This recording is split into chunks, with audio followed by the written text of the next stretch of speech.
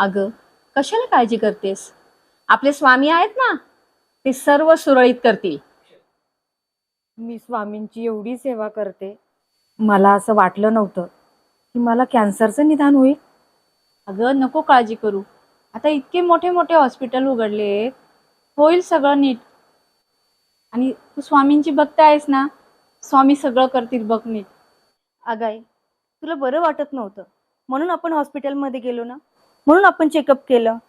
आणि असंही त्या रिपोर्टमध्ये कॅन्सरची फर्स्ट स्टेज आहे असं चाललंय ना. अगं आई, एवढे मोठे मोठे हॉस्पिटल झालेत, आपण तिथे जाऊ ना उपचाराला. तू नको काळजी करू. आणि असं पण स्वामी आहेत ना आपल्या पाठीशी. या ना डॉक्टर. तुम्ही असं अचानक कसं काय आलात? हो, सांगतो मी तुम्हाला. हो, या हो. हे तुमचे रिपोर्ट्स. पण तुम्ही तर रिपोर्ट दिलेत ना डॉक्टर.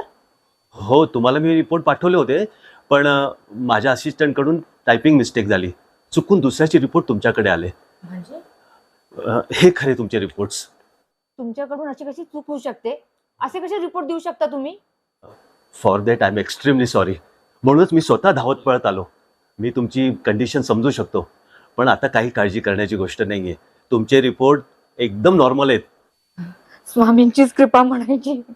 स्वामींचीच कृपा. त्यांनीच वेळेवर माझ्या लक्षात ही चूक आणून दिली आणि मी वेळेवर तुमच्यापर्यंत पोहोचू शकलो. अजिबात काळजी करू नका तुम्ही.